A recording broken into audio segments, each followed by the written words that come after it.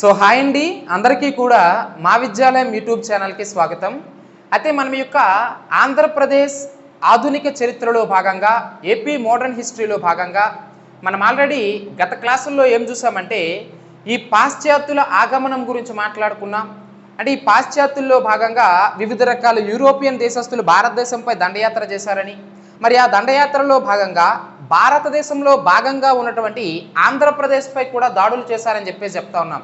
మరి వీరిలో ప్రధానంగా ఓవరాల్ భారతదేశంలో ఫ్రెంచ్ వారికి మరియు బ్రిటిష్ వారికి మధ్య ఏ విధంగానైతే ఆధిపత్య పోరు కొనసాగిందో అదేవిధంగా మన యొక్క ఆంధ్ర ప్రాంతంపై కూడా ఫ్రెంచ్ వారికి మరియు ఆంగ్లేయులకి మధ్య పోరు జరిగింది.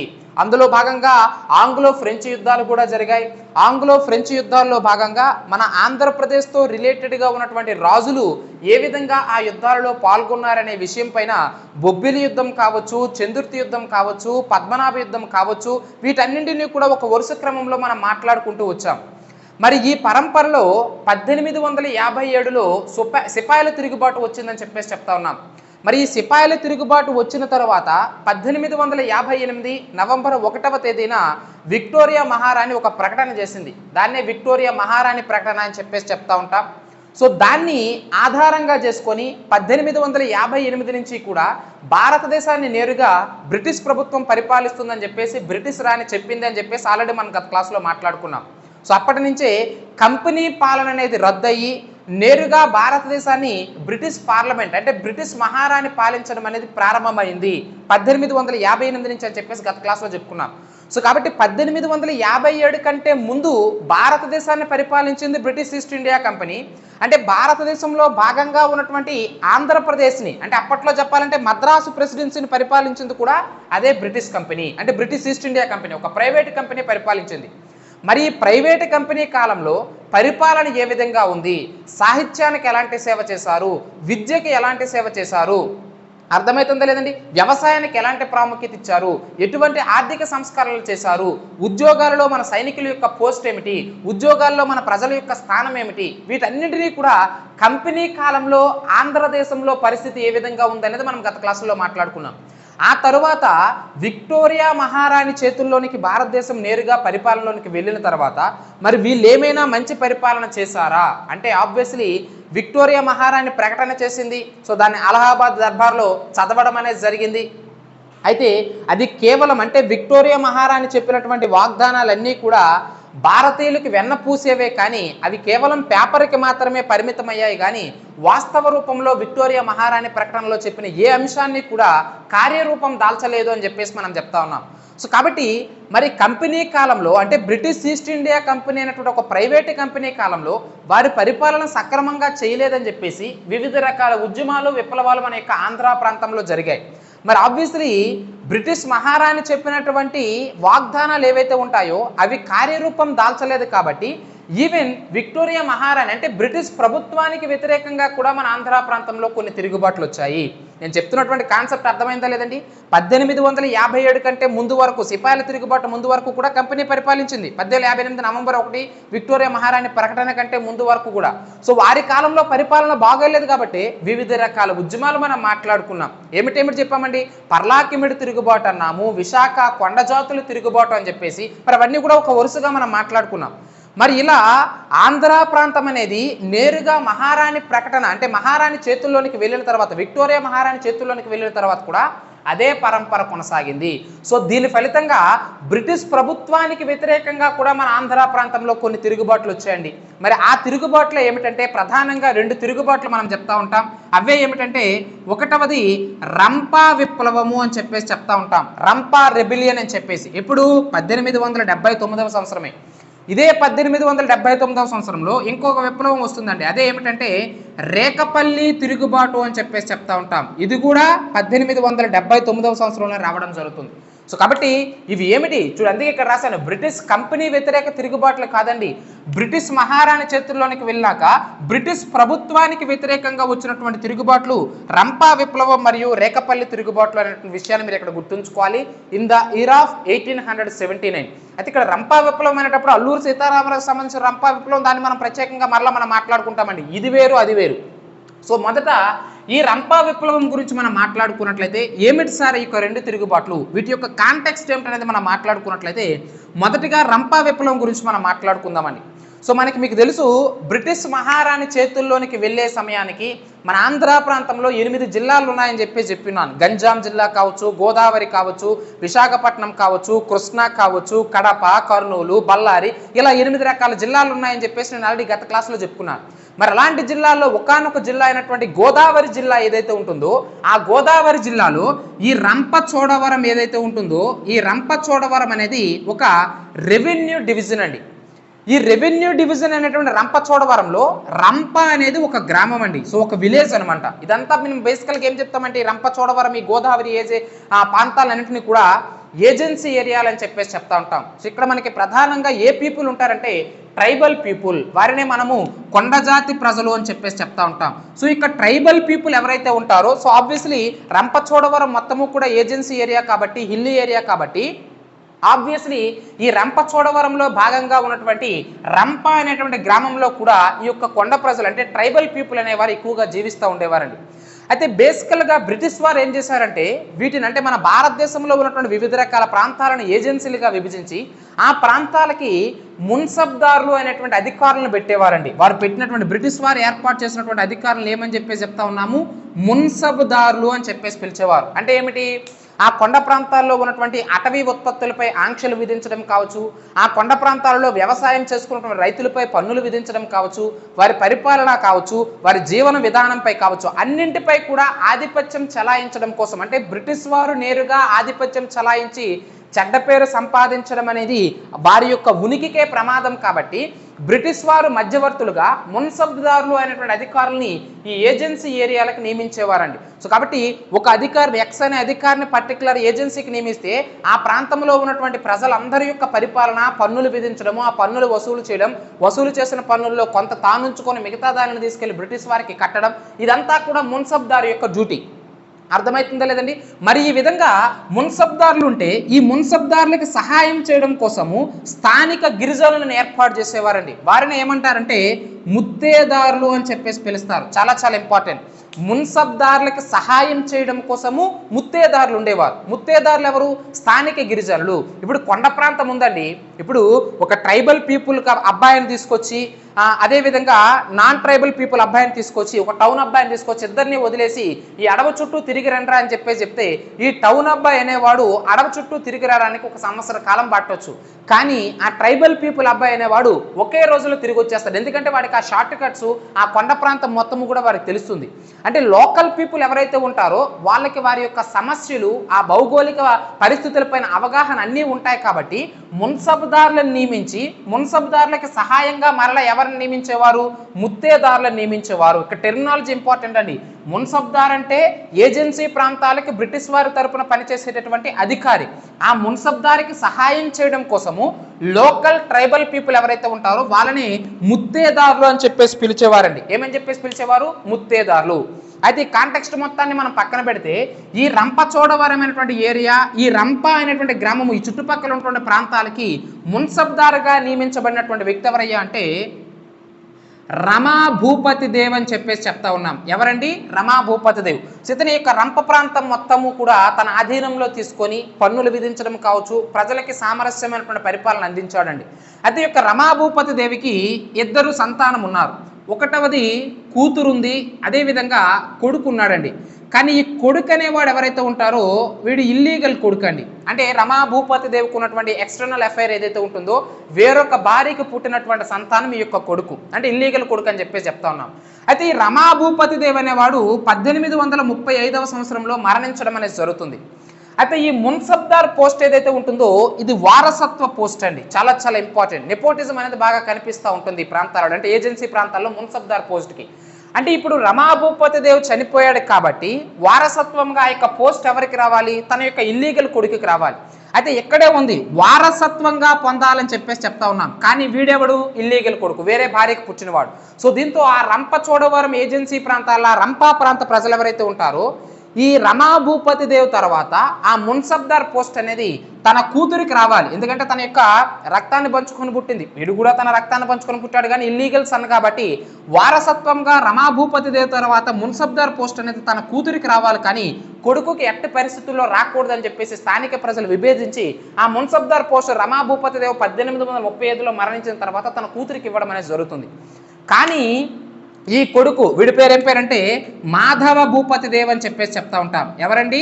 మాధవ భూపతి దేవ్.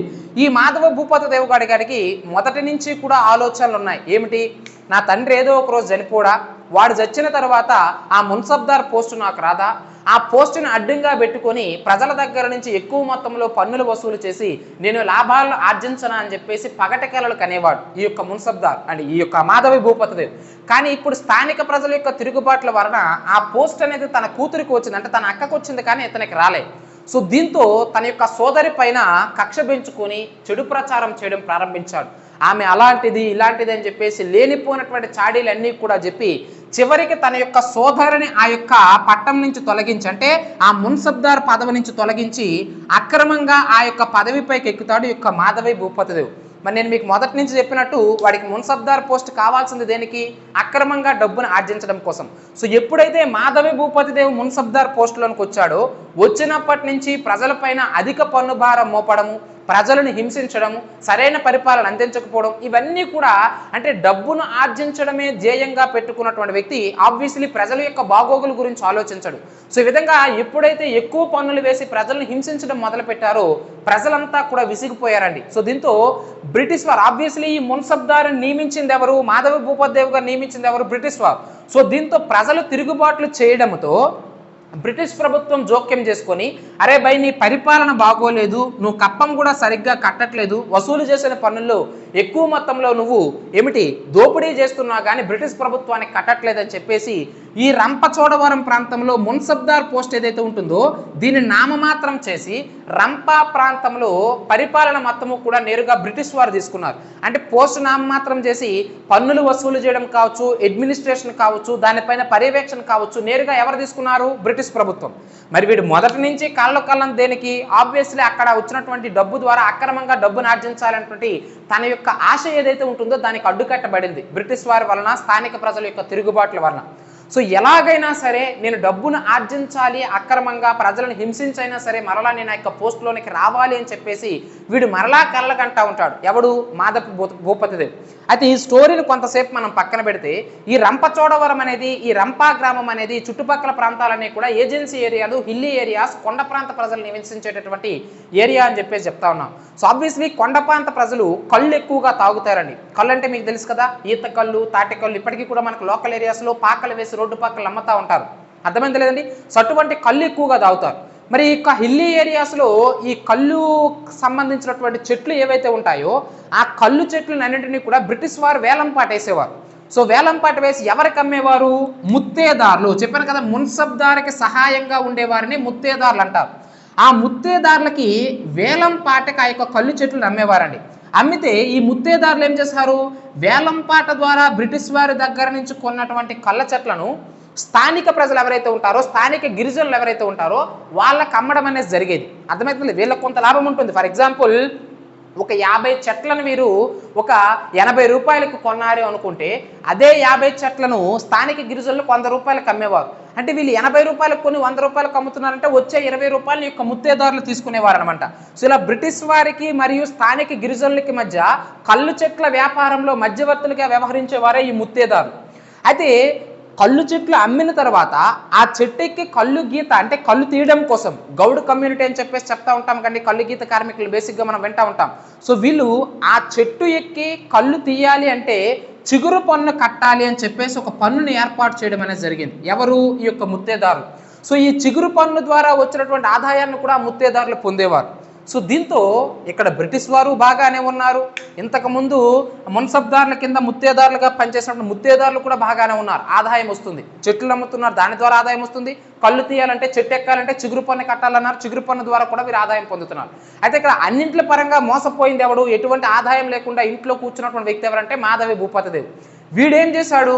నా పోస్టు నామమాత్రం, కానీ నాకు ప్రజలు తప్పనిసరిగా లొంగాలి అని చెప్పేసి, ఎలాగైనా డబ్బును ఆర్జించాలి అని చెప్పేసి వీడేం చేశాడు, మొదటి పన్నును ఏర్పాటు చేశాడండి. చాలా ఇంపార్టెంట్. మొదటి పన్ను అంటే ఏమిటి? అయ్యా, రంపచోడవరం ఏజెన్సీలో ఉన్నటువంటి ప్రాంత ప్రజలారా అందరూ కూడా ఒకసారి వినండి. మీరు ఆ ముత్తేదారుల దగ్గర నుంచి కళ్ళు చెట్లను కొని ఆ కళ్ళు తీయాలి అంటే, చెట్లెక్కి కళ్ళు తీయాలంటే చిగురు పన్ను కడుతున్నారు కదా. ముందు మీరు చెట్టెక్కి చిగురు పన్ను కట్టి మీరు కళ్ళు తీయాలంటే ముందు మొదటి పన్ను కట్టాలి. అంటే చెట్టు ఎక్కాలంటే మొదటి పన్ను కట్టాలి. అర్థమవుతుందా లేదండి? సో మొదటి పన్ను కట్టాలని చెప్పేసి ఒక ఎక్స్ట్రా పన్నుని యొక్క మాధవి భూపతిదేవి వేయడం అనేది జరిగింది. మరి స్థానిక గిరిజనులు వాళ్ళు ఏమైనా గవర్నమెంట్ జాబ్ చేస్తున్నారా? నీకు నచ్చినన్ని పనులు వేస్తే కట్టడానికి, చిగురు పన్ను కట్టడానికే వాళ్ళు ఇబ్బంది పెడతా ఉన్నారు. వాళ్ళకు వచ్చినటువంటి ఆదాయంలో చిగురు పన్ను కట్టాలి, ఆ చెట్లను కొనాలి. అర్థమవుతుందా లేదా? సో దీనివల్ల మొదటి పన్ను మేము కట్టలేము అని చెప్పేసి తిరుగుబాటు చేశారు. సో ఏది ఏమైనప్పటికీ కుదరదు, తప్పనిసరిగా మొదటి పన్ను కూడా కట్టాలని చెప్పేసి మాధవి భూపతిదేవి హింసించడంతో ఆ మాధవి భూపతిదేవికి అలియాస్ మాధవి భూపతిదేవిని ఏర్పాటు చేసినటువంటి బ్రిటిష్ ప్రభుత్వానికి వ్యతిరేకంగా వచ్చినటువంటి తిరుగుబాటే రంపా విప్లవం 1879 అని చెప్పేసి చెప్తా ఉన్నాం. చాలా ఇంపార్టెంట్ అండి. స్టోరీ జాగ్రత్తగా వింటే ఎగ్జామినేషన్లో ప్రశ్న ఏ విధంగా వచ్చినా సరే ఆన్సర్ చేయవచ్చును. రమా భూపతిదేవి ఇంపార్టెంటే, మాధవి భూపతిదేవి ఇంపార్టెంటే, మున్సబ్దార్ పోస్ట్ ఇంపార్టెంటే, ముత్తేదార్ పోస్ట్ ఇంపార్టెంటే, 1879 ఇంపార్టెంటే, రంపచోడవరం ఏజెన్సీ ప్రాంతం అని ఇంపార్టెంటే. ఎందుకంటే ఏజెన్సీ ప్రాంతం హిల్లీ ఏరియా, కొండ ప్రాంతం అని తెలియకపోతే అక్కడ కళ్ళు తాగుతారనే విషయం తెలియదు. కళ్ళు తాగుతారనే విషయం తెలియకపోతే ఈ యొక్క చిగురు పన్ను తెలియదు. చిగురు పన్ను తెలియకపోతే మొదల పన్ను తెలియదు. అందుకే మీకు ఒక ఆర్డర్ వైజ్ చెప్తా ఉన్నాను, గుర్తుంచుకోవాలి మిత్రులారా. సో కాబట్టి ఈ మొదటి పన్ను విషయంలో వచ్చినటువంటి కాంట్రవర్సీ ఫలితంగా మాధవి భూపతిదేవికి వ్యతిరేకంగా వచ్చినటువంటి విప్లవమే రంపా విప్లవము అని చెప్పేసి చెప్తా ఉన్నాం. సో కాబట్టి అయితే ఈ రంపా విప్లవానికి నాయకత్వం వహించినటువంటి వ్యక్తులు ఎవరని చెప్పేసి ఎగ్జామినేషన్లు అడుగుతూ ఉంటారని జాగ్రత్తగా రాసుకోవాలి. ఒకటవది పులికంటి సాంబయ్య అని చెప్పేసి చెప్తా ఉంటాం. అదేవిధంగా చంద్రయ్య అని చెప్పేసి చెప్తా ఉంటాం. అదేవిధంగా తిమ్మన్న దొర అని చెప్పేసి చెప్తా ఉంటాం. అదేవిధంగా సర్దార్ జంగం అని చెప్పేసి చెప్తా ఉంటాం. పులికంటి సాంబయ్య, చంద్రయ్య, తిమ్మన్న దొర, సర్దార్ జంగం ఈ పేర్లు మీకు ఎక్కడైనా వినిపించాయంటే వీళ్ళందరూ ఎవరండి? రంపా విప్లవం ఫలితంగా మాధవి భూపతిదేవి అనే మున్సబ్దారికి, వారిని నియమించినటువంటి బ్రిటిష్ వారికి వ్యతిరేకంగా మన ఆంధ్ర ప్రాంతంలో గోదావరి డివిజన్లో రంపచోడవరం ఏజెన్సీ ఏరియాలో వచ్చినటువంటి తిరుగుబాటుకి నాయకత్వం వహించినటువంటి వ్యక్తులే ఈ నలుగురు అనే విషయాన్ని మీరు ఇక్కడ గుర్తుంచుకోవాలి. So this is the total information about the Rampa rebellion, Rampa విప్లవం ఇన్ ద ఇయర్ ఆఫ్ 1879. నెక్స్ట్ మనం చూడాల్సింది రేకపల్లి తిరుగుబాటు అండి. ఈ రేకపల్లి అనేది ఎక్కడంటే మనకి ఈ యొక్క ఏమిటి దీన్ని ఏమని చెప్తామంటే భద్రాద్రి కొత్తగూడెం ఏదైతే ఉంటుందో ఆ ప్రాంతంలో ఈ రేకపల్లి అనేది ఒకానొక గ్రామం అండి. అయితే ఈ రేకపల్లి ప్రాంతంలో ఉన్నటువంటి ప్రజలు బేసికల్గా షిఫ్టింగ్ కల్టివేషన్ చేస్తూ ఉంటారు. షిఫ్టింగ్ కల్టివేషన్ అంటే ఏమిటి? దాన్నే మనం తెలుగులో పోడు వ్యవసాయము అని చెప్పేసి చెప్తా ఉంటారు. అంటే పోడు వ్యవసాయం అంటే మీకు తెలుసు, చిన్నప్పటి నుంచి టెక్స్ట్ బుక్స్లో చదువుకుంటా ఉన్నారు. ఏమిటి? ఒక ప్రాంతంలో ఉన్నటువంటి చెట్లన్నింటినీ కూడా నరికివేసేసి అక్కడ చదును చేసి అక్కడ కొంతకాలం పాటు కూడా వ్యవసాయాన్ని పండించి ఎప్పుడైతే ఆ నేల అనేది సారాన్ని కోల్పోతుందో అక్కడి నుంచి మరలా వేరే ప్రాంతానికి వెళ్ళి మరలా అక్కడ చెట్లను కొట్టి మరలా అక్కడ భూమిని చదును చేసి మరలా వ్యవసాయం చేయడం, అక్కడి నుంచి వేరే ప్రాంతానికి ఇలా షిఫ్ట్ చేస్తూ ఉంటారు. అందుకే దీన్ని ఇంగ్లీష్లో షిఫ్టింగ్ కల్టివేషన్ అంటారు, తెలుగులో అయితే పోడు వ్యవసాయం అంటారు. సో ఇలా పోడు వ్యవసాయం చేసుకునేవారు ఈ రేకపల్లి ఏరియాలో ఉన్నటువంటి ప్రజలందరూ కూడా.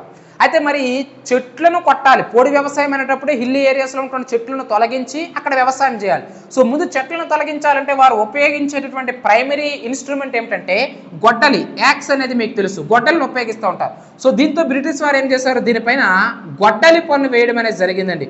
వీళ్ళు వెయ్యిన పన్ను ఏమీ లేదండి, ఎన్నో పన్నులు వేశారు. వాటిని మనము భారతదేశ చరిత్రలో మాట్లాడుకున్నాం, ఆంధ్రప్రదేశ్ చరిత్రలో భాగంగా మాట్లాడుకుంటాం. ప్రతి దానిపై కూడా పన్నే, గడ్డిపైన పన్ను, ఉప్పుపై పన్ను, ఆ పన్ను, ఈ పన్ను, ఎన్నో పన్నులు వేశారు. సో అందులో భాగంగా పోడు వ్యవసాయం చేస్తున్నందుకు గాను గొడ్డలి పన్ను వేశారు. ఈ గొడ్డలి పన్ను ప్రారంభంలో ఎంత ఉండేది?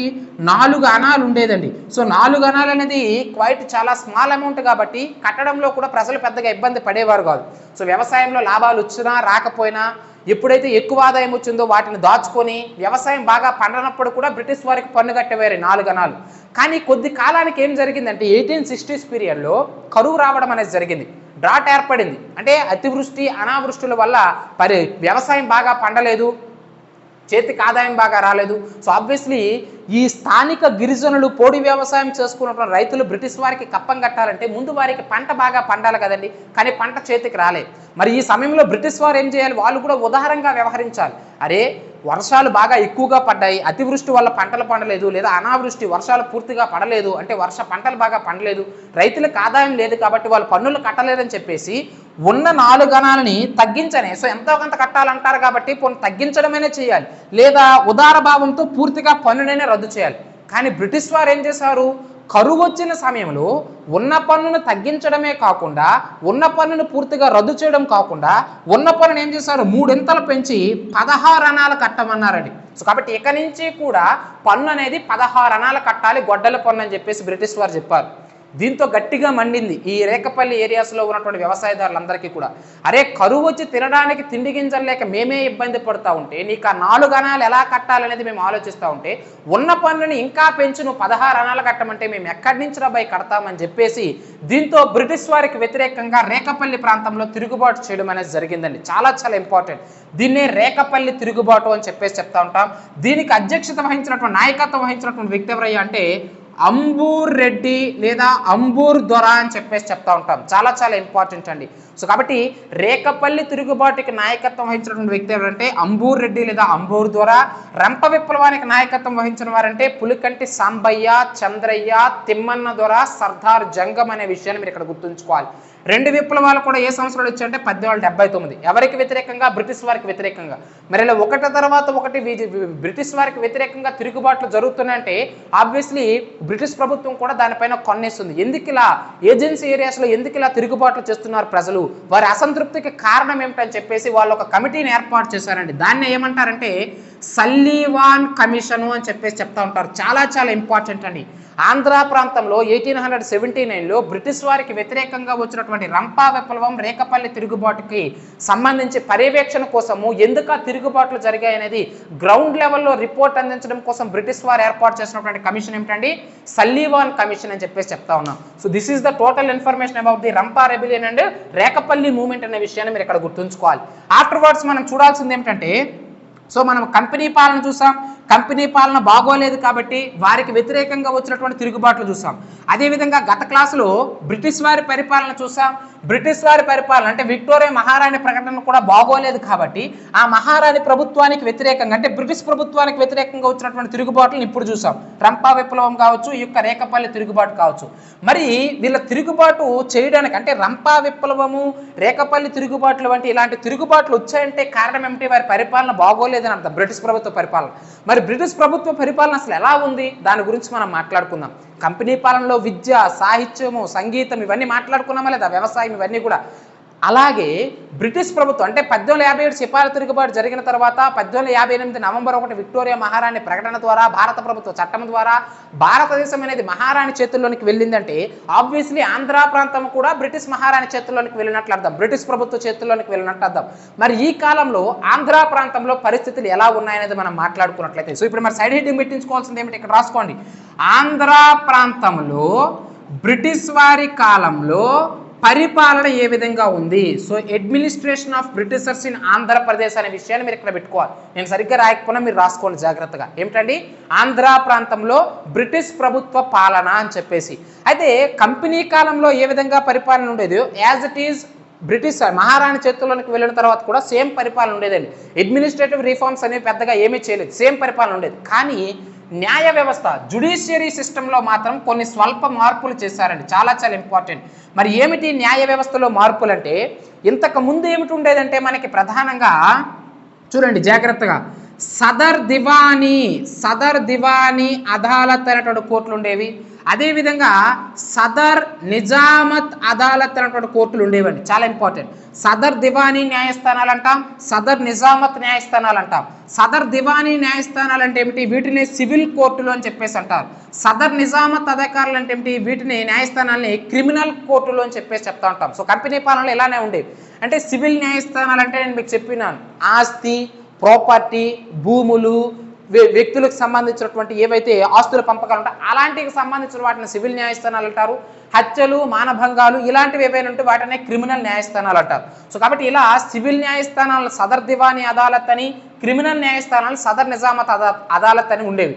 కానీ బ్రిటిష్ మహారాణి చేతుల్లోనికి వెళ్ళిన తర్వాత వీరేం చేశారంటే వీటిని మార్పులు చేసి నేరుగా హైకోర్టులను ఏర్పాటు చేయడం అనేది జరిగింది. చాలా చాలా ఇంపార్టెంట్ అండి.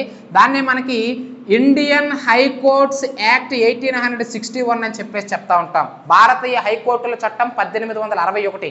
దీన్ని ఆధారంగా చేసుకొని 1861లో అప్పట్లో ప్రధానమైనటువంటి 3 ప్రెసిడెన్సీలు ఏమిటండి? బాంబే ప్రెసిడెన్సీ అని చెప్పేసి చెప్తా ఉంటాం, మద్రాస్ ప్రెసిడెన్సీ అని చెప్పేసి చెప్తా ఉంటాం, అదేవిధంగా ఇంకోటి ఏముంది, బెంగాల్ ప్రెసిడెన్సీ అని చెప్పేసి చెప్తా ఉంటాం. సో ఈ 3 ప్రెసిడెన్సీల్లో కూడా 1861లో హైకోర్టులను ఏర్పాటు చేయడం అనేది జరిగింది. మొట్టమొదటిగా 1861 హైకోర్టుల చట్టాన్ని ఆధారంగా చేసుకుని మన భారతదేశంలో బ్రిటిష్ వారు హైకోర్టులను ఏ ప్రాంతాలను ఏర్పాటు చేశారంటే 3 ప్రధాన ప్రెసిడెన్సీలు, వెస్ట్ బెంగాల్లోని బెంగాలు, అదేవిధంగా తమిళనాడులోని మద్రాసు, ఇప్పుడు మనకి చెప్పుకున్నట్లయితే అదేవిధంగా బొంబాయి, మహారాష్ట్రలో బొంబాయి, ఈ 3 ప్రాంతాల్లో 3 హైకోర్టులను ఏర్పాటు చేశారు. అయితే ఇది ఎందుకు చెప్పామంటే ఇక్కడ మద్రాస్ హైకోర్టు అనేది మనకు కావాలండి.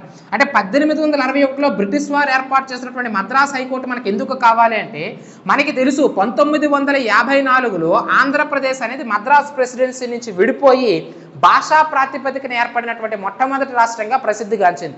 అంటే 1954 కంటే ముందు వరకు కూడా మన ఆంధ్ర ప్రాంతం ఎందులో భాగంగా ఉండేది? ఆబ్వియస్లీ మద్రాస్ ప్రెసిడెన్సీలో భాగంగా. అంటే ఇప్పుడు మద్రాస్ హైకోర్టు ఏర్పాటు చేశారంటే ఆబ్వియస్లీ ఆంధ్రప్రదేశ్ మద్రాస్ ప్రెసిడెన్సీలో భాగంగా ఉంది కాబట్టి దీన్ని మనము ఆంధ్రప్రదేశ్ హైకోర్టుగా మనం చెప్పవచ్చు. అప్పట్లో అంటే ఆంధ్ర ప్రాంతంలో భాగంగా, ఆంధ్ర ప్రాంతం అందులో భాగంగా ఉండేది కాబట్టి మద్రాస్ హైకోర్టు పరిధిలోనికి ఆంధ్రప్రదేశ్ వస్తుంది. అర్థమైందా లేదండి? సో దీంతో అప్పటి వరకు ఆంధ్ర ప్రాంతంలో ఉన్నటువంటి జిల్లా సెషన్స్ కోర్టులు కావచ్చు, మున్సిఫ్ కోర్టులు కావచ్చు, ఇవన్నీ కూడా మద్రాస్ హైకోర్టు పరిధిలోనికి వెళ్ళిపోవడం అనేది జరిగిందండి. నేను మీకు పాలిటీ క్లాస్ చెప్పేటప్పుడు కూడా నిన్న మొన్న చెప్పినాను. ఏమిటి? ఈ కోర్టుల యొక్క వరుస క్రమం ఏదైతే ఉంటుందో, మనం ఒక హైరార్కీ సిస్టమ్ని అవలంబిస్తూ ఉంటాం. భారతదేశంలో న్యాయ వ్యవస్థలో క్రమానుగత శ్రేణి, హైరార్కీ సిస్టమ్ చూడండి. సుప్రీంకోర్టు అంటాం, హైకోర్టు అంటాం, జిల్లా సెషన్స్ కోర్టు అంటాం, అదేవిధంగా సబ్ కోర్టు లేదా సబార్డినేట్ కోర్టు అంటాం, మున్సిఫ్ కోర్టులు అంటాం, సివిల్ క్రిమినల్ న్యాయస్థానాలు అంటాం. ఇలా మనం ఒక ప్రొసీజర్ని అవలంబిస్తూ ఉంటాం. క్రింది న్యాయస్థానాల్లో న్యాయం జరగకపోతే మనం ఉన్నత న్యాయస్థానాన్ని సంప్రదిస్తూ ఉంటాము. అలా భారతదేశంలో అత్యున్నత న్యాయస్థానమైనటువంటి సుప్రీంకోర్టు వరకు కూడా మనం వెళ్ళవచ్చును. సుప్రీంకోర్టు ఇచ్చినటువంటి తీర్పు అనేది అంతిమము, అది ఫైనల్. ఆర్టికల్ 141 ప్రకారం సుప్రీంకోర్టు ఇచ్చిన తీర్పుని క్రింది కోర్టులన్నీ పాటించాలి. ఆర్టికల్ 142 ప్రకారం సుప్రీంకోర్టు జారీ చేసిన ఆదేశాలను కింది కోర్టులన్నీ పాటించి అమలు చేయాలి. ఆర్టికల్ 145 ప్రకారము సుప్రీంకోర్టు ఇచ్చినటువంటి మార్గదర్శకాలు, అంటే క్రింది కోర్టులు ఎలా పనిచేయాలనే మార్గదర్శకాలు సుప్రీంకోర్టే జారీ చేస్తుందని చెప్పేసి ఒక క్రమానుగత శ్రేణి చెప్పానా లేదా? సో అందులో భాగంగా రాష్ట్రం అంటే దేశం మొత్తానికి అత్యున్నత న్యాయస్థానం సుప్రీంకోర్టు అయితే రాష్ట్రం మొత్తానికి అత్యున్నతమైనటువంటి కోర్టు ఏమిటంటే హైకోర్టు అని చెప్పేసి చెప్తా ఉన్నాం. సో అలాంటి హైకోర్టులకి బీజం వేసింది బ్రిటిష్ వారే. అర్థమైంది? అందుకే చెప్పినాను అక్కడ ఏమిటి పాలిటీ చెప్పేటప్పుడు చెప్పినాను, మనము బ్రిటిష్ న్యాయ వ్యవస్థ యొక్క భారతదేశం యొక్క న్యాయ వ్యవస్థ, ఇండియన్ జ్యుడిషియల్ సిస్టమ్ యొక్క నిర్మాణాన్ని బ్రిటన్ నుంచి తీసుకున్నాం, అదే పని విధానాన్ని అమెరికా నుంచి తీసుకున్నాం. అర్థమవుతుందా లేదండి? సో ఆ బ్రిటన్ నిర్మాణం ఎలా ఉంటుంది, వాళ్ళకు కూడా మనలాగా హైరార్కీ సిస్టమ్ ఉంటుంది. సో దాన్ని తీసుకొని మనం భారతదేశంలో ఏర్పాటు చేస్తాం. అందుకే హైకోర్టులకు మొట్టమొదటిసారిగా బ్రిటిష్ వారే మన భారతదేశంలో పునాదులు వేశారు. 1861లో బొంబాయి, మద్రాసు, ఈ యొక్క కలకత్తా ప్రాంతాలలో ఏమిటి బెంగాల్ ప్రాంతంలో, మద్రాసు ప్రాంతంలో, బొంబాయి ప్రాంతంలో మొట్టమొదటిగా హైకోర్టులు ఏర్పాటు చేశారు. సో తద్వారా ఆంధ్రప్రదేశ్లో ఉన్న జిల్లా మున్సిఫ్ కోర్టులు, అదేవిధంగా జిల్లా సెషన్స్ కోర్టులు, మున్సిఫ్ కోర్టులు అన్ని కూడా దేని ఆధీనంలోకి వెళ్ళాయంటే మద్రాస్ హైకోర్టు పరిధిలోనికి వెళ్ళాయనే విషయాన్ని మీరు ఇక్కడ గుర్తుంచుకోవాలి మిత్రులారా. సో ప్రతి ఒక్క విషయాన్ని ఒక ఆర్డర్ వైజ్ మనం మాట్లాడుతూ ఉన్నాం. కోర్టులు చెప్పి అందులో ఉన్న మద్రాస్ హైకోర్టు గురించి ఎందుకు మాట్లాడుతున్నామంటే ఆంధ్రప్రదేశ్ అనేది 1954 వరకు కూడా మద్రాస్ ప్రెసిడెన్సీలో భాగంగా ఉండేది కాబట్టి దానికి సంబంధించిన కోర్టు కాబట్టి తప్పనిసరిగా మద్రాస్ హైకోర్టు పైన ప్రశ్నలు వచ్చేటువంటి అవకాశం ఉంటుంది. దీనితో పాటుగా బ్రిటిష్ వారి అడ్మినిస్ట్రేషన్ ఎలా ఉందయ్యా అంటే రూల్ ఆఫ్ లాను ప్రవేశపెట్టారండి. చాలా చాలా important rule of law. Rule of law అంటే ఏమిటి? చట్ట సమానత్వము. అంటే ఆర్టికల్ 14 మనం మాట్లాడుతూ ఉంటాం, all are equal before law, అంటే చట్టం ముందు అందరూ సమానులే, చట్టం ఏ వ్యక్తికి కూడా ఏమిటి వ్యతిరేకత చూపించకూడదు, చట్టం అందరికీ సమాన అవకాశాలు కల్పించాలని చెప్పేసి మనం మాట్లాడుతూ ఉంటాం. అయితే ఈ ఆర్టికల్ 14 మనం భారత రాజ్యాంగంలో ఏర్పాటు చేసుకోవడానికి గల ప్రధాన కారణం ఏమిటంటే అమెరికాలో ఉన్నటువంటి రూల్ ఆఫ్ లా, చట్ట సమానత్వమైనటువంటి కాన్సెప్ట్ని ఆధారంగా చేసుకొని మన భారత రాజ్యాంగంలో ప్రాథమిక హక్కులు, భారత రాజ్యాంగంలో థర్డ్ పార్ట్ ఏదైతే ఉంటుందో 3వ పార్ట్ అనేది 12 నుంచి 35 వరకు ఉన్నటువంటి అధికారులు ప్రాథమిక హక్కుల గురించి తెలియజేస్తున్నాయని చెప్పేసి 12వ అధికరణ, 13వ అధికరణ చెప్పి 14వ అధికరణ దగ్గర all are equal before law అనేటప్పుడు ఒక క్లాస్ మొత్తాన్ని మనం మాట్లాడాం. దయచేసి పాలిటిక్స్ సంబంధించిన విషయాలు ఇక్కడ ఎందుకు చెప్తున్నారని చెప్పేసి అనుకోవద్దు. ఎందుకంటే ఆబ్వియస్లీ గ్రూప్ 2 కావచ్చు, గ్రూప్ 1 కావచ్చు, మెయిన్స్కి ప్రిపేర్ అయినటువంటి అభ్యర్థులు ఆబ్వియస్లీ పాలిటీ కూడా భాగంగా ఉంది కాబట్టి కొన్ని పాయింట్స్ చెప్పినా మీరు దాన్ని పట్టించుకోవద్దు. ఎందుకంటే దీనికి రిలేటెడ్ కాబట్టే మనం మాట్లాడుతూ ఉన్నాం. సో ఏది ఏమైనప్పటికీ ఆంధ్ర ప్రాంతంలో కూడా బ్రిటిష్ వారు రూల్ ఆఫ్ లాను ప్రవేశపెట్టారండి. అంటే చట్ట సమానత్వాన్ని ప్రవేశపెట్టారు. అంటే కులం పరంగా కావచ్చు, మతం పరంగా కావచ్చు చట్టాలు పనిచేయకూడదు, చట్టం అనేది అందరికీ సమాన అవకాశాలు కల్పించాలని చెప్పేసి ఈ బ్రిటిష్ వారే మొట్టమొదటిగా అమెరికా నుంచి దాన్ని తీసుకొని దాన్ని మన భారతదేశంపై ప్రయోగించడం అనేది జరిగింది. సో కాబట్టి రూల్ ఆఫ్ లాని బ్రిటిష్ వారు ఎక్కడి నుంచి తీసుకొని మనపై ప్రయోగించారన్నా అమెరికా నుంచి, మనం ఎక్కడి నుంచి తీసుకొని మన భారత రాజ్యాంగానికి స్వాతంత్రం వచ్చిన తర్వాత 2 సంవత్సరాల 11 నెలల 18 రోజులు కష్టపడి 60 సంవత్సరాలు 60 లక్షలు ఖర్చు పెట్టి మన యొక్క 60 లక్షలు 60 దేశాలు తిరిగి రాసినటువంటి మన భారత రాజ్యాంగంలో అత్యంత పెద్ద రాజ్యాంగంలో 3వ భాగంలో 12 నుంచి 35 వరకు ఏర్పాటు చేసిన అధికరణలో 14వ అధికరణలో మనము ఈ యొక్క all are equal before the law అనేటువంటి అంశాన్ని ఏర్పాటు చేయడానికి గల కారణం ఏమిటన్నా కూడా అమెరికా అనే విషయాన్ని మీరు ఇక్కడ గుర్తుంచుకోవాలి. సో ఏది ఏమైనప్పటికీ బ్రిటిష్ ఆధీనంలోనికి భారతదేశం వెళ్ళిన తర్వాత, అందులో భాగంగా ఆంధ్ర ప్రాంతం కూడా మహారాణి చేతుల్లోనికి వెళ్ళిన తర్వాత వారు రూల్ ఆఫ్ లా చట్ట సమానత్వాన్ని ఏర్పాటు చేయడం అనేది జరిగింది. ఆ పాయింట్ గుర్తుంచుకోవాలి. ఆఫ్టర్వర్డ్స్ సైనిక వ్యవస్థ అనేది ఏ విధంగా ఉండేది అంటే, బ్రిటిష్ వారి కాలంలో సైనిక వ్యవస్థ ఎలా ఉండేది అంటే, ఆబ్వియస్లీ మన సైకిల్ సరైనటువంటి ప్రాతినిధ్యం ఉండేది కాదండి. ఎందుకంటే బ్రిటిష్ వారు అంటే ఒక రకంగా చెప్పాలంటే బ్రిటిష్ ఆర్మీ అని చెప్పేసి చెప్తా ఉంటారు, కానీ అది బ్రిటిష్ ఆర్మీ కాదు, బ్రిటిష్ ఇండియన్ ఆర్మీ. ఎందుకంటే భారతదేశాన్ని దోచుకొని భారతదేశాన్ని ఒక వలసవాద దేశంగా, దోపిడీ దేశంగా మార్చి మన భారతదేశ యువకుల్నే వారి కింద సైనికులుగా పెట్టుకునేవారు, బానిస సైనికులుగా పెట్టుకునేవారు. ఎందుకంటే అప్పట్లో బ్రిటిష్ సైన్యంలో ఎక్కువ మంది బ్రిటిష్ వారు ఉండేవారు కాదు, మన భారతీయులు ఎక్కువగా ఉండేవారు. అందుకే దాన్ని బ్రిటిష్ ఆర్మీ అనడం కంటే బ్రిటిష్ ఇండియన్ ఆర్మీ అనడం అనేది సబబు అనే విషయాన్ని మీరు ఇక్కడ గుర్తుంచుకోవాలి. మరి అలాంటి బ్రిటిష్ ఇండియన్ ఆర్మీలో ఎక్కువ మందిగా పనిచేస్తున్న మన వారికి మాత్రము సుబేదార్ పోస్ట్కి మించి ఎక్కువ పోస్ట్ ఇచ్చేవారు కాదు, కానీ వాళ్ళని మాత్రము సిపాయి మొదలుకొని అత్యున్నతమైనటువంటి కేటగిరీలు అన్నిటికీ కూడా వాళ్ళకి ఏమిటి ఎలవెన్స్లు ఉండేవి, ఎలవెన్స్ల పరంగా వాళ్ళకి ఎక్కువ అవకాశాలు ఇచ్చేవారు. అదేవిధంగా పోస్టుని పెంచడంలో కావచ్చు, అన్ని విషయాల్లో కూడా బ్రిటిష్ సైన్యం అంటే ఎక్కడో లండన్ నుంచి వచ్చి ఇక్కడ ఉద్యోగం చేసేటువంటి సిపాయిలకి వారి పోస్టును పెంచుతూ వెళ్ళేవారు. ఎలవెన్స్లు బాగా ఉండేవి, కానీ ఎలవెన్స్ల విషయంలో కానీ పోస్టుల పెంపకం విషయంలో కానీ మన భారతీయ సైనికుల పట్ల మాత్రం డిస్క్రిమినేషన్, వివక్షత అనేది కొనసాగించేవారు ఈ బ్రిటిష్ వారు. తత్ఫలితంగా వచ్చినదే సిపాయిల తిరుగుబాటు. సో సిపాయిల తిరుగుబాటు వాటి తిరుగుబాటుల భవిష్యత్తులో రాకూడదు అని చెప్పేసి డివైడ్ అండ్ రూల్ పాలసీలో భాగంగా సైనికులను రెజిమెంట్లుగా విభజించడం అనేది జరిగింది. అర్థమైంది లేదండి? అంతేకాదు సైనికులకి జాతీయత భావాలు పెరగకూడదని చెప్పేసి న్యూస్ పేపర్స్ చదవనిచ్చేవారు కాదు, పుస్తకాలు చదవనిచ్చేవారు, జనజీవన స్రవంతికి దూరంగా ఉంచేవారు. సిపాయిల తిరుగుబాటు జరిగిన తర్వాత అంటే బ్రిటిష్ ప్రభుత్వం అంటే కంపెనీ పాలనలో ఈ ఐకమత్యం ఉండడం వల్లే వీళ్ళందరూ తిరుగుబాటు చేశారని చెప్పేసి కంపెనీ నుంచి బ్రిటిష్ ప్రభుత్వ హయాంలోనికి వెళ్ళిన తర్వాత ఈ బ్రిటిష్ ప్రభుత్వ హయాంలో ఉన్నటువంటి విక్టోరియా మహారాణి కాలంలో సైనికులకి జనజీవన స్రవంతి నుంచి దూరం చేశారు అనే విషయాన్ని మీరు ఇక్కడ గుర్తుంచుకోవాలి. అంటే సైనిక పాలన కూడా బ్రిటిష్ రాణి కాలంలో చాలా దౌర్భాగ్యకరంగా ఉంది అనేటువంటి విషయాన్ని మీరు ఇక్కడ ప్రధానంగా గుర్తుంచుకోవాలి. ఆఫ్టర్వర్డ్స్ మనం చూడాల్సింది వీరి కాలంలో వ్యవసాయం ఏ విధంగా ఉందనేది చూడాలండి. మరి వ్యవసాయం బాగా ఉంటుందంటే ఆబ్వియస్లీ ఉండదు. ఎందుకంటే మన భారతదేశంలో వ్యవసాయం మనం తింటున్నామా లేదా, మనకి కావాల్సిన ఆహార పంటలు పండించుకుంటున్నామా లేదా, దానికి సంబంధించి నీటి వనరులు సఖ్యంగా ఉన్నాయా లేదనేది బ్రిటిష్ వారికి ఆబ్వియస్లీ అనవసరం. వాళ్ళకి కావాల్సింది వాణిజ్య పంటలు. అవి అవసరమైనప్పుడు మాత్రమే మనకి రుణాలు కావచ్చు, వడ్డీలు కావచ్చు, తక్కువ రేటుకి వడ్డీలు కావచ్చు, వివిధ రకాల ప్రోత్సాహకాలు కావచ్చు అప్పుడు కల్పించేవారు. అంతేగాని సాధారణ సందర్భాలలో వారికి మన అవసరం లేనప్పుడు మన వ్యవసాయంతో వాళ్ళకి సంబంధం లేదు. కానీ అయినప్పటికీ కొన్ని నీటి వనరుల ప్రాజెక్టులు చేపట్టారు. ఏమిటి చూడండి, 1860లో పెన్నా నదిపై ఆనకట్ట నిర్మించారండి, ఒకటవది గుర్తుంచుకోవాలి. ఆ తర్వాత 1872లో కేసీ కెనాల్ నిర్మించారు. చాలా ఇంపార్టెంట్. కేసీ కెనాల్ అంటే ఏమిటి? కడప అదేవిధంగా కర్నూలు కెనాల్ అని చెప్పేసి చెప్తా ఉంటాం. మీకు రాయలసీమకి జీవనధార వ్యవసాయం విషయంలో ఎప్పటికీ కూడా కేసీ కెనాల్ అనేది రాయలసీమ ప్రాంతాల్లో ఒక అద్భుతంగా ఉపయోగపడుతుంది. ఎన్నో వేల ఎకరాలకి సాగునీరు అందిస్తుంది ఒక కేసీ కెనాల్. సో దాన్ని 1872లో బ్రిటిష్ వారే ఏర్పాటు చేశారనే విషయాన్ని మీరు ఇక్కడ గుర్తుంచుకోవాలి.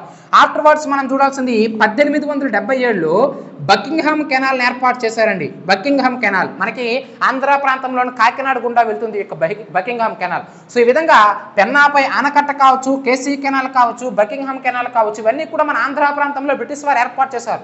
అంటే వ్యవసాయం కోసం స్వల్ప మొత్తంలో మాత్రమే నీటిపారుదల ప్రాజెక్టులను చేపట్టారు తప్పితే నిజంగా భారతీయ రైతుల పట్ల, భారతీయ వ్యవసాయం పట్ల, వారి తిండి గింజల పట్ల బ్రిటిష్ వారికి ఎటువంటి ఆసక్తి లేదు. సో దీనివల్ల ఈ 1870 టు 1900 కాలంలో అంటే 19వ శతాబ్దపు చివరి కాలంలో చాలా భయంకరమైనటువంటి కరువులు, ప్రధానంగా రాయలసీమ ప్రాంతం కావచ్చు, దత్తమండలాలు అంటాం, అదేవిధంగా గంజాం ప్రాంతంలో తీవ్రమైనటువంటి కరువులు వచ్చాయండి. చాలా ఇంపార్టెంట్ రాయలసీమ కరువు, గంజాం కరువు. ఈ రాయలసీమ ప్రాంతంలో అయితే 1871 టు 1900 అంటే 19వ శతాబ్దపు చివరి కాలంలో రాయలసీమలో 11 కరువులు వచ్చాయండి చూడండి. ఈ 30 ఇయర్ ఆఫ్ స్పాన్లో రాయలసీమ ప్రాంతంలో 11 తీవ్రమైనటువంటి కరువులు వచ్చాయి. మీరు చెప్తే నమ్మరు, కడప కర్నూలు ప్రాంతంలో రోడ్ల పక్కన శవాలు అనేవి గుట్టలుగా ఉండేవి. దానివల్ల వైరస్ వ్యాప్తి అనేది జరిగేది. అర్థమైందా లేదని? అంత భయంకరమైనటువంటి ఆకలి చావులు అనేవి కరువుల ఫలితంగా రాయలసీమ ప్రాంతంలో శవాలు అనేవి గుట్టలుగా పేరుకుపోయాయని చెప్పేసి హెన్రీ మౌంట్ బాటరీ అనేటువంటి వ్యక్తి కూడా చెప్పడం అనేది జరిగింది. మనం వాటిని ముందు క్లాసుల్లో మాట్లాడతాం, ఇదే క్లాసుల చివరిలో మనం మాట్లాడతాం. అర్థమవుతుందా లేదండి? సో చాలా ఇంపార్టెంట్. అంత భయంకరమైనటువంటి కరువులు చూసారు. అదేవిధంగా గంజాం ప్రాంతం కరువు అంటున్నాం. ఇది చాలా ఇంపార్టెంట్ అండి. గంజాం కరువు ఎందుకు వచ్చిందంటే బేసికల్గా గంజాం అంటే ఇప్పుడు ఒడిస్సా, ఒకప్పుడు మన యొక్క శ్రీకాకుళం అంటే ఆంధ్ర ప్రాంతంలో భాగంగా ఉండేది ఈ యొక్క గంజాం జిల్లా. చెప్పాను కదా, బ్రిటిష్ మహారాణి పాలన కాటికి ఆంధ్ర ప్రాంతంలో 8 జిల్లాలు ఉండేవి. ఆ 8 జిల్లాలలో మొదటగా మనకు ఉత్తర ప్రాంతంలో చివరిగా ఉండేది గంజాం జిల్లా అని చెప్పామా లేదా? సో తరువాత కాలంలో ఒడిస్సాలకు వెళ్ళింది. అయితే గంజా ప్రాంతంలో కరువులు రావడానికి గల ప్రధాన కారణం ఏమిటంటే బ్రిటిష్ వారికి 1860స్లో మీకు తెలుసు లాంగ్ షేర్ యాంక్ షేర్ అనే పట్టణంలో పారిశ్రామిక విప్లవం వచ్చింది, ఇండస్ట్రియల్ రెవల్యూషన్ వచ్చింది. అంటే అప్పటి వరకు చేతి వృత్తుల ద్వారా తయారైనటువంటి ప్రొడక్ట్స్ మెషినరీస్ ద్వారా ఉత్పత్తి చేయడం ప్రారంభించారు. అంటే తక్కువ కాలంలో ఎక్కువ ఉత్పత్తి అనేది వస్తుంది. సో దీనివల్ల వారికి ముడిపత్తి రా కాటన్ అనేది ఎక్కువ అవసరమైంది. సో దీంతో వాళ్ళు ఏం చేసేవారు, అమెరికా నుంచి వారికి కావాల్సినటువంటి రా కాటన్ మొత్తాన్ని కూడా దిగుమతి చేసుకునేవారు. అయితే వీళ్ళు బాగానే చేశారు మొదటి నుంచి కూడా. అంటే ఎప్పటి నుంచి అయితే అమెరికా నుంచి వీరు రా కాటన్ దిగుమతి చేసుకుంటున్నారో అప్పటి నుంచి ఒక వరుసగా పంపిస్తూ ఉన్నారు. ఎంత కావాలంటే అంత బ్రిటన్కి వాళ్ళు ఎగుమతి చేస్తూ ఉన్నారు. కానీ ఈ 1860s time period 70s time period ఏం జరుగుతుందంటే 70s తర్వాత అమెరికాలో అంతర్యుద్ధం అనేది వస్తుందండి. సో ఎప్పుడైతే అంతర్యుద్ధం వచ్చిందో వాళ్ళకే షార్టేజ్ రావడంతో పత్తి ఎగుమతిని ఆపేశారు. అంటే బ్రిటన్ దేశానికి పంపి అప్పటి వరకు వచ్చేటువంటి పత్తిని సడన్గా ఆపివేయడం అనేది జరిగింది. ఇప్పుడు మీరు చూసారు రీసెంట్గా రష్యా యుక్రెయిన్ జరిగింది, ఆయిల్ క్రైసిస్ మనం చూసామా లేదా? రష్యా మనకి మిత్ర దేశం కాబట్టి మనకి ఆ ఇబ్బంది లేదనుకోండి. ప్రపంచం మొత్తం మీద ఎన్నో దేశాలు ఆయిల్ క్రైసిస్ పరంగా ఇబ్బంది పడ్డాయి. అంటే ఇలా ఒక యుద్ధం వచ్చేటప్పుడు, అది అంతర్యుద్ధం కావచ్చు బహిరంగంగా కావచ్చు, ఈ 2 దేశాల మధ్య యుద్ధాలు జరిగేటప్పుడు లేదా ఆ దేశంలోనే అంతర్యుద్ధాలు వచ్చేటప్పుడు సో ఆబ్వియస్లీ మనకి ఏం జరుగుతుందంటే ఆ దేశం నుంచి ఏ ఉత్పత్తి అయితే ఎక్కువగా అవుతుందో దాని క్రైసిస్ అనేది భారతదేశం ప్రపంచం మొత్తం మీద ఇంపాక్ట్ అనేది పడుతుంది. ముడిచొమ్మర్లు పడినట్టు రీసెంట్ యుద్ధాలలో భాగంగా అలా పత్తి షార్టేజ్ అనేది వచ్చిందండి. సో బ్రిటిష్ వారికి కావాల్సిందే పత్తి. అమెరికా అంతర్యుద్ధం ఫలితంగా అప్పటి వరకు పంపించిన పత్తిని ఆపేసింది. సో దీంతో బ్రిటిష్ వారు ఏం చేశారు, మన భారతదేశం వైపు చూశారు. ఎందుకంటే అద్భుతమైనటువంటి సారవంతమైన నేలలు బీహారు, బెంగాలు, ఒడిస్సా అద్భుతమైనటువంటి సారవంతమైన నేలలు మన ఆ ప్రాంతంలో ఉన్నాయి కాబట్టి, అదేవిధంగా మన ఆంధ్ర ప్రాంతంలో గంజాం జిల్లా పత్తిని ఎక్కువగా పండించేవారు, సారవంతమైన నేలలు ఉండేవి. సో దీంతో ఏం చేశారు, అయ్యా మీరు కొన్నాళ్ళు మీ ఆహార పంటలు ఆపేసి పత్తిని పండించండి, మాకు పత్తి కావాలి. సో మీరు పత్తి పండిస్తే మీకు ఏం కావాలంటే అది ప్రోత్సాహకాలు చాలా అద్భుతంగా కల్పిస్తాం, అధిక రాబడి మీకు వస్తుంది. అంటే తిండి గింజలతో పోల్చుకుంటే ఈ వ్యాపార పంటలు వేస్తే మేము ఎక్కువ ప్రోత్సాహకాలు మీకు ఇస్తాము అని చెప్పేసి ప్రజలను మభ్యపెట్టి ఆశ చూపించి మొదట వారికి రుణాలు కల్పించి భూములు కల్పించి ఇలా పత్తి పంటను పండించడంలో గంజాం ప్రాంత రైతులందరినీ కూడా మోటివేట్ చేసి ప్రోత్సాహపరిచారు. సో ఈ విధంగా గంజాం ప్రాంతంలో అద్భుతంగా ఈ యొక్క పత్తిని పండించడం, దాటిని ఎగుమతి చేసేవారు. అయితే ఒకానొక సందర్భంలో ఏం జరిగిందంటే 1870s తర్వాత 70s 80s టైం పీరియడ్లో అమెరికాలో అంతర్యుద్ధం అనేది ముగిసిపోవడంతో అమెరికా మరలా రా కాటన్ బ్రిటన్ దేశానికి ఉత్పత్తి చేయడం ప్రారంభించింది. ఎప్పుడైతే అమెరికా రా కాటన్ ఉత్పత్తి చేయడం ప్రారంభించిందో సడన్గా మన ఆంధ్ర ప్రాంతంలో అంటే మన యొక్క గంజాం ప్రాంతంలో అంటే ఓవరాల్ భారతదేశం మొత్తం మీద మనం ఉత్పత్తి చేసేటువంటి ఎగుమతి చేసేటువంటి పత్తిని వాళ్ళు ఆపేయడం అనేది జరిగింది. ఇంకా మీ పత్తి మాకు అవసరం లేదని చెప్పి సడన్గా ఆపేశారు. ఉన్న పత్తిని కొనేసి మరలా వారిని ఆహార పండించుకోండి అని చెప్పి ఒక స్టేజ్లోనికి తీసుకొచ్చిన తర్వాత వదిలేస్తే మరలా వాళ్ళు ఒక గాడిలో పడతారు. కానీ సడన్గా ఎంతో పంటని 6 కాలం శ్రమించి పండించినటువంటి పంటను సడన్గా వదిలిపెట్టేసి నువ్వు అటువైపు మకం మార్చేస్తే మరి గంజాం ప్రాంత ప్రజల పరిస్థితి ఏమిటి? లాభాలు వస్తున్నాయని చెప్పేసి పొట్టకూటు కోసం తిండి గింజలు కూడా వేసుకోకుండా మొత్తం పత్తి పంటనే వేస్తే అది బుగ్గిపాలు చేశారు బ్రిటిష్ వారు తీసుకోకుండా. సో దీంతో ఈ గంజాం ప్రాంతంలో 1800 అందుకే 1860 to 80 మధ్య కాలంలో జనాభా అనేది తగ్గింది, గ్రాఫ్ అనేది తగ్గింది, చాలా తగ్గింది. కారణం ఏమిటంటే ఆకలి చావులు, వలసలు ప్రధానంగా. ఎందుకు ఈ వలసలు మైగ్రేషన్స్ ఎందుకు అయ్యాయంటే ఎప్పుడైతే ఈ పత్తిని కొనడం మూలంగా ఆకలి చావులు ఎక్కువయ్యి నుంచి మీకు చెప్పాను కదా. హెన్రీ మౌంట్ గ్రోమరీ, ఇతని పేరు మీరు రాసుకోవాలండి. ఎవరు? హెన్రీ మౌంట్ గ్రోమరీ అయినటువంటి వ్యక్తి ఏమంటాడంటే ఈ గంజాం ప్రాంతంలో వచ్చినటువంటి కరువు ఫలితంగా బ్రాహ్మణులు కూడా భిక్షాటన చేస్తారని చెప్పడం జరిగింది. అంటే చూడండి, మనకి చాతుర్వర్ణ వ్యవస్థలో బ్రాహ్మణ, క్షత్రియ, వైశ్య, శూద్రులు అంటున్నాం. బ్రాహ్మణులు మీకు తెలుసు ఉన్నత స్థానం, బ్రిటిష్ వారి కాలంలో దుబాషీలుగా వ్యవహరించారు, వివిధ రకాల హోదాలు పొందారు, రాజుల కాలంలో రాజ్యవంశాల కాలంలో కూడా ప్రధానమంత్రులు వంటి పోస్టులు పొందారు. అంటే ఎంతో ఉచ్చ స్థితిని అనుభవించినటువంటి సమాజంలో సామాజికంగా మంచి హోదాలో ఉన్నటువంటి బ్రాహ్మణులు కూడా గంజాం కరువు ఫలితంగా ఆంధ్ర ప్రాంతంలో ఏమిటి భిక్షాటన చేశారని చెప్పేసి హెన్రీ మౌంట్ గ్రోమరీ అడుగుతూ ఉంటాడండి ఎగ్జామినేషన్స్లో. బ్రాహ్మణులు కూడా భిక్షాటన చేశారని చెప్పేసి పేర్కొన్నటువంటి చరిత్రకారుడు ఎవరని చెప్పేసి హెన్రీ మౌంట్ గ్రోమరీ. అదేవిధంగా పేదలు జీవిస్తున్నటువంటి సంపన్న దేశంగా భారతదేశం మారింది అని చెప్పేసి ఎవరు చెప్పారని అడుగుతూ ఉంటారు. మీకు తెలుసు బిపిన్ చంద్ర అనేటువంటి చరిత్రకారుడు, చాలా ఇంపార్టెంట్. చూడండి ఆ కాంటెక్స్ట్, నా సెంటెన్స్ని మీరు అబ్జర్వ్ చేయాలి. పేదలు జీవిస్తున్నటువంటి సంపన్న దేశం భారతదేశం అండి. అంటే మన భారతదేశం సంపన్న దేశమే, కానీ అందులో ఉన్న భారతీయులు మాత్రం పేదవారిగా మారారు. కారణం ఏమిటంటే ఈ బ్రిటిష్ వాడి వలసవాదం ఫలితంగా, ఈ కొలనైజేషన్ ఫలితంగా అని చెప్పేసి బిపిన్ చంద్ర అంటాడు. అర్థమైందే లేదు? సో కాబట్టి హెన్రీ మౌంట్ గ్రోమరీ ఇంపార్టెంట్, బిపిన్ చంద్ర మనకి ఇంపార్టెంట్ అండి. చాలా చాలా ఇంపార్టెంట్ అయినటువంటి అంశాలు. వీటిపైన ఎగ్జామినేషన్ ప్రశ్నలు తప్పనిసరిగా అడుగుతూ ఉంటారు. సో ఈ విధంగా గంజాం ప్రాంతంలో కరువు రావడానికి, ఎందుకు చెప్పాను కదా, థాయిలాండ్ కావచ్చు, మారిషస్ కావచ్చు, శ్రీలంక కావచ్చు, ఇలాంటి ఎన్నో ప్రాంతాలకు వలసలు వెళ్ళిపోయారు మన యొక్క రైతులు. ఎందుకంటే ఈ కరువును తట్టుకోలేక ఇక్కడ మరి మనం జీవించలేమని చెప్పేసి ఇతర దేశాలకు వలసలు వెళ్ళిపోయాడు. అందుకే ఎప్పటికీ కూడా ఏ దేశంలో తీసుకున్న ఇండియన్స్ అనేవారు ఎక్కడో ఒక దగ్గర మనకి కనిపిస్తూ ఉంటారు. కారణం ఏమిటంటే ఈ బ్రిటిష్ వాడి కాలంలో వీడు పెట్టినటువంటి చిత్రహింసలు, వీడు చేసిన మోసాలు తట్టుకోలేక భారతదేశాన్ని విడిచిపెట్టి ఇతర దేశాలకు వలసలు వెళ్ళిపోవడం అనేది జరిగింది. అదేవిధంగా గ్రామీణ ప్రాంత ప్రజలు కూడా పట్టణాలకు వలసలు పట్టారు. ఎందుకంటే పట్టణాల్లో చేతి వృత్తులకు ఎక్కువగా అవకాశం ఉంటుంది, మరి గ్రామీణ ప్రాంతాల్లో పన్నుల వ్యవస్థతో ఈ భారం తట్టుకోలేకపోతున్నామని చెప్పేసి గ్రామాలను విడిచిపెట్టి వారికి ఉన్న స్కిల్స్ను ఉపయోగించి బతకడం కోసం పట్టణాల బాట పెట్టారు ఈ గ్రామీణ ప్రాంత ప్రజలందరూ కలిపి అనే విషయాన్ని మీరు ఇక్కడ గుర్తుంచుకోవాలి. సో ఏది ఏమైనప్పటికీ వ్యవసాయం విషయంలో కావచ్చు, సైనిక విషయంలో కావచ్చు, న్యాయ వ్యవస్థల్లో కావచ్చు, అన్ని విషయాలలో కూడా భారతీయులకు ద్రోహం జరిగింది. అంటే కంపెనీ పాలనలో ఏ విధంగా పరిపాలన ఉందో విక్టోరియా మహారాణి చేతుల్లోనికి వెళ్ళిన తర్వాత కూడా మన ఆంధ్ర ప్రాంతము, మన భారతదేశం యొక్క ప్రాంతము అదే విధంగా ఆగమ్య గోచరంగా ఉంది అనుకున్న విషయాన్ని మీరు ఇక్కడ ప్రధానంగా గుర్తుంచుకోవాలి. అదేవిధంగా వీరి కాలంలో రవాణా వ్యవస్థ ఎలా ఉంది అనేది మనం మాట్లాడుకున్నట్లయితే, ట్రాన్స్పోర్ట్ సిస్టమ్ అనేది ఏ విధంగా ఉంది అనేది మనం మాట్లాడుకున్నట్లయితే, సో ఆబ్వియస్లీ యొక్క 1871 టు అంటే 1870s టు 1900 మధ్యలో మనకి 9 రహదారులు అంటున్నాం కదా, రైల్వే లైన్లు ఏర్పాటు చేయడం అనేది జరిగిందండి. చాలా చాలా ఇంపార్టెంట్. రవాణా వ్యవస్థ అంటేనే బ్రిటిష్ వారి కాలంలో రైల్వేలకు పెట్టింది పేరు. లార్డ్ డల్హౌసీ కాలంలో పునాదులు పడతాయి. మరి ఇందులో భాగంగా 9 రైల్వే లైన్లు ఏర్పాటు చేశారంటున్నాం 1870 టు 1900 మధ్య కాలంలో. మరి అందులో భాగంగా ఇది ఏపీ హిస్టరీ కాబట్టి ఆంధ్ర రిలేటెడ్గా మనం మాట్లాడుకుంటే 1862వ సంవత్సరంలో మన ఆంధ్ర ప్రాంతంలో పుత్తూరు టు రేణిగుంట అని చెప్పేసి చెప్తా ఉంటాం. ఈ పుత్తూరు టు రేణిగుంట మధ్య మొట్టమొదటి రైల్వే లైన్ ఏర్పాటు చేయడం అనేది జరిగింది. చాలా చాలా ఇంపార్టెంట్ అయినటువంటి అంశం అండి. కాబట్టి ఆంధ్ర రిలేటెడ్గా రవాణా వ్యవస్థ అనేటప్పుడు పుత్తూరు, ముంబై టు తానే అనేది భారతదేశంలో మొట్టమొదటిగా ఏర్పాటు చేసిన రైల్వే లైన్. అదే ఆంధ్ర ప్రాంతంలో అయితే పుత్తూరు టు రేణిగుంట అనే విషయాన్ని మీరు ఇక్కడ గుర్తుంచుకోవాలి.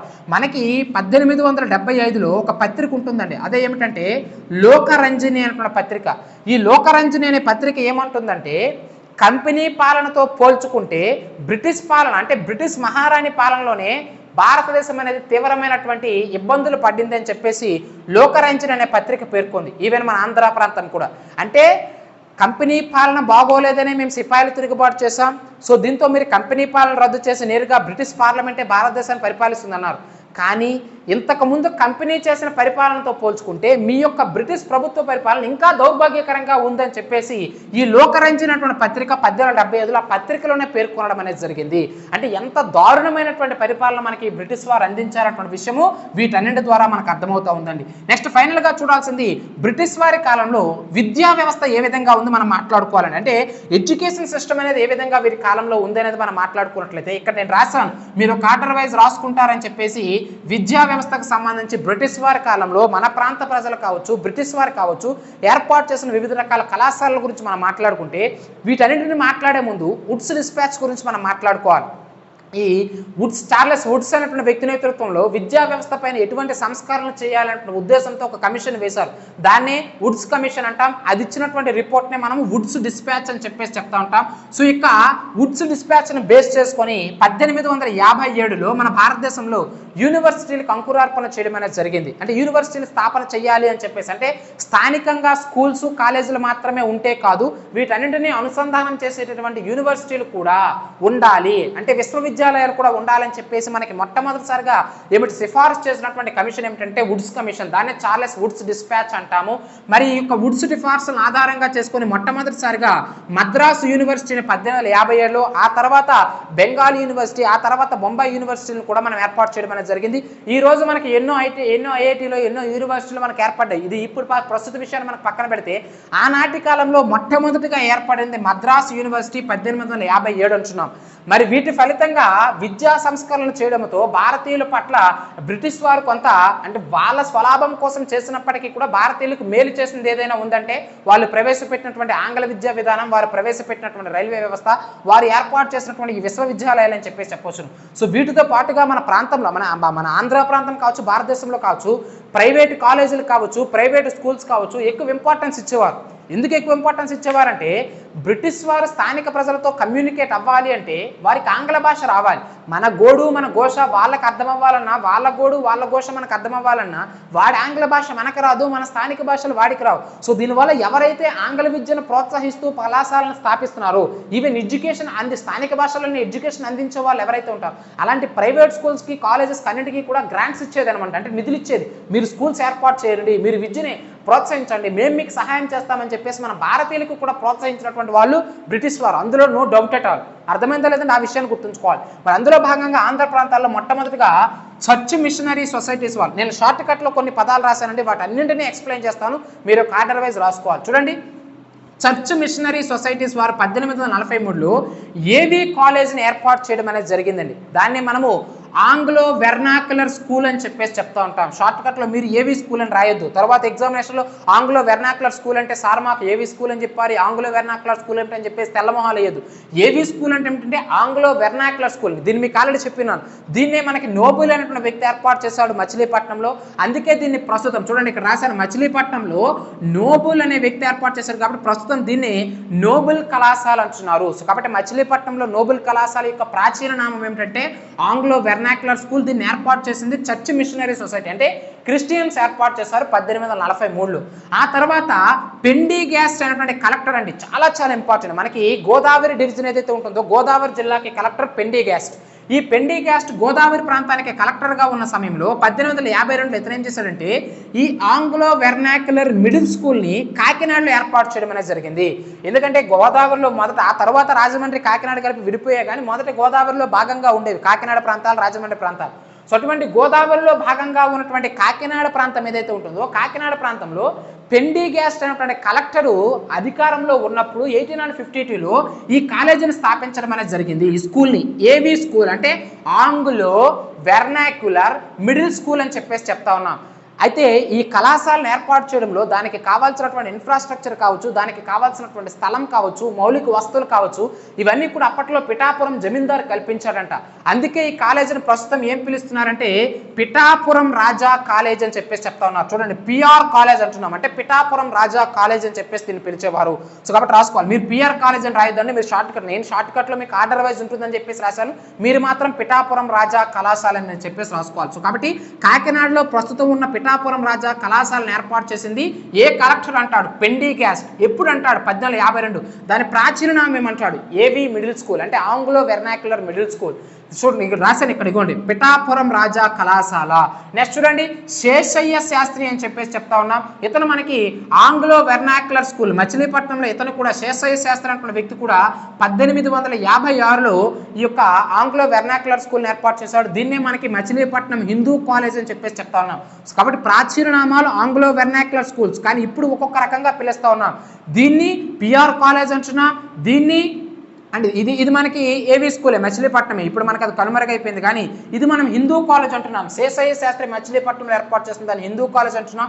నెక్స్ట్ ఇది మీకు తెలుసు, విజయరామ గజపతి అని చెప్పేసి చెప్తా ఉన్నాం. 1857లో విజయనగరం ప్రాంతంలో ఇతని యొక్క కాలేజీని ఏర్పాటు చేశాడు. అందుకే దీన్ని ప్రస్తుతము దీన్ని మహారాజా కాలేజ్ అని చెప్పేసి చెప్తా ఉన్నారు. విజయనగరం లోకల్ పీపుల్ ఎవరైనా ఉంటే ఎంఆర్ కాలేజ్ అంటే వాళ్ళకి బాగా తెలుసు, సో బాగా ఫేమస్. సో ఎంఆర్ అంటే ఏంటంటే మహారాజా కాలేజ్ అని చెప్పేసి చెప్తా ఉంటాం. సో రీసెంట్గా మీకు బొబ్బిలి యుద్ధం చెప్పేటప్పుడు కూడా నేను యొక్క బొబ్బిలి కోట, ఆ మహారాజా కాలేజ్ వాటన్నిటిని నా ఫోన్లో రికార్డ్ చేసి ఆ వీడియో మీకు పెట్టాను కూడా. బొబ్బిలి యుద్ధం చివరిలో 10 minutes ఆ వీడియో క్లిప్స్ అన్నింటినీ కూడా డిస్ప్లే చేశాను. అందులో మహారాజా కాలేజ్ కూడా ఉంది, జాగ్రత్తగా చూడండి. సో ఈ మహారాజా కాలేజ్ యొక్క పాత నామం ఏమిటంటే మిడిల్ స్కూల్. అంటే విజయనగరంలో మిడిల్ స్కూల్ పేరుతో విజయరామరాజు ఏర్పాటు చేసి, పూసపాటి వంశస్థులు ఏర్పాటు చేస్తే దాన్నే ప్రస్తుతం మనం మహారాజా కాలేజ్గా పిలుస్తున్నాం. ఆ తర్వాత బ్రిటిషర్స్ 1873లో రాజమండ్రిలో గవర్నమెంట్ కాలేజ్ని ఏర్పాటు చేశారు. అదే మనం ప్రస్తుతం రాజమండ్రి ప్రభుత్వ కాలేజ్ అంటున్నాం. సో ప్రస్తుతం రాజమండ్రిలో ఉన్న ప్రభుత్వ కాలేజీని 1873లోనే బ్రిటిష్ వారు ఏర్పాటు చేశారు. ఆ తర్వాత బరంపురంలో 1879లో బరంపురం కల్లికోట కాలేజ్ ఏర్పాటు చేయడం అనేది జరిగిందండి. చాలా చాలా ఇంపార్టెంట్. అది కూడా బ్రిటిష్ వారు ఏర్పాటు చేశారు. ఎగ్జామినేషన్లు అడుగుతూ ఉంటాడు, రాజమండ్రి ప్రభుత్వ కళాశాలను ఎప్పుడు ఏర్పాటు చేశారు? 1879. ఎవరు? బ్రిటిష్ వారు. బరంపురం కల్లికోట కాలేజ్ను 1879లో ఎవరు ఏర్పాటు చేశారు? బ్రిటిష్ వారు. పిఠాపురం కాలేజ్ని ఎవరు ఏర్పాటు చేశారు? దానికి పిఠాపురం రాజు ఏమి సహాయం చేశాడు? ఏర్పాటు చేసిన కలెక్టర్ ఎవడు? పెండిగ్యాస్టు.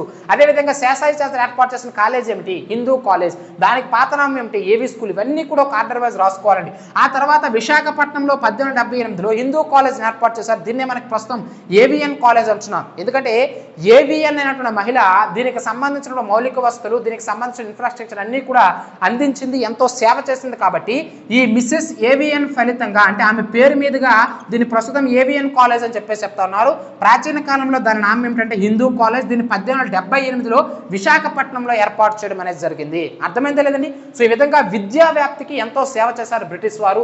ఎన్నో కాలేజీలు, ఎన్నో కళాశాలను ఏర్పాటు చేసి విద్యను మాత్రం ప్రోత్సహించారు. అది వారి స్వలాభం కోసమైనప్పటికీ కూడా అది మనకి మంచి చేసింది.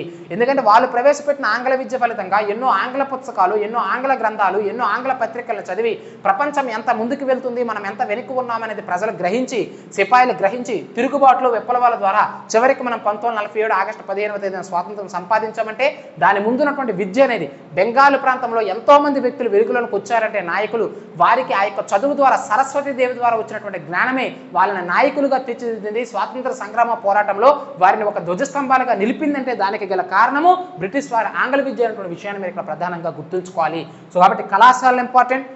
సో ఈరోజు మనం ప్రధానంగా చూసింది ఏమిటంటే బ్రిటిష్ పరిపాలనకి వ్యతిరేకంగా వచ్చినటువంటి రంపా విప్లవం మాట్లాడుకున్నాం, రేకపల్లి తిరుగుబాటు మాట్లాడుకున్నాం. అదేవిధంగా బ్రిటిష్ వారి కాలంలో వ్యవసాయం ఏ విధంగా ఉంది, విద్య ఏ విధంగా ఉంది, సైనిక పాలన ఏ విధంగా ఉంది, అదేవిధంగా రవాణా వ్యవస్థ ఏ విధంగా ఉంది, ఇవన్నీ కూడా మనం మాట్లాడుకున్నాం. సో దీంతో మనకి బ్రిటిష్ వారి కాలంలో ఏ విధంగా ఉంది పరిపాలన చూసుకున్నాం. అయితే మరి ఈ బ్రిటిష్ వారి కాలంలో జాతీయోద్యమం, అంటే మన ఆంధ్ర ప్రాంతం, ఏపీ హిస్టరీ కదా మనం మాట్లాడుతున్నది. సో ఆంధ్ర ప్రాంతంలో జాతీయోద్యమం ఏ విధంగా ఉందనేది తెలుసుకోవాలండి. అంటే ప్రజలందరిలో కూడా ఐకమత్యం వచ్చిందంటే దానికి గల కారణము ఈ విద్య అని చెప్పేసి చెప్తా ఉన్నాం. సో వీటిని ఆధారంగా చేసుకొని ప్రజల్లో తరువాత కాలంలో చైతన్యం ఏ విధంగా వచ్చింది, ఆంధ్రాలో నేషనల్ మూవ్మెంట్ ఏ విధంగా కొనసాగింది, వీటన్నింటి గురించి కూడా నెక్స్ట్ క్లాస్తో ఆంధ్ర నేషనల్ మూవ్మెంట్ మనం స్టార్ట్ చేద్దాం. వెరీ వెరీ ఇంపార్టెంట్ అయినటువంటి కాన్సెప్ట్ అండి. ఓకేనా? సో ఇది ఈరోజు సెషన్. వీడియో నచ్చితే లైక్ చేయండి, కామెంట్ చేయండి, మీ మిత్రులకు షేర్ చేయండి. అదేవిధంగా మన ఫుల్ కోర్సులో జాయిన్ అవ్వాలనుకుంటే మన యొక్క ఛానల్ నెంబర్ 7036621946 నెంబర్ ఏదైతే ఉంటుందో ఆ నెంబర్కి కాల్ చేసి 7036621946 నెంబర్కి కాల్ చేసి కోర్సు వివరాలు తెలుసుకొని జాయిన్ అవ్వండి. సో సమయం చాలా తక్కువ ఉంది కాబట్టి సీరియస్ ప్రిపరేషన్ చేయండి. మీకు ఎవరివి నచ్చితే వాళ్ళ క్లాసుల్లో జాయిన్ అవ్వండి. కానీ ఎగ్జామ్ అయ్యే సమయానికి 3 రివిజన్స్ అయ్యే విధంగా మీరు ప్లాన్ చేసుకోండి. సో సీరియస్ ప్రిపరేషన్ చేయండి. నెక్స్ట్ క్లాస్తో మళ్ళీ మనం కలుద్దాం. Thank you.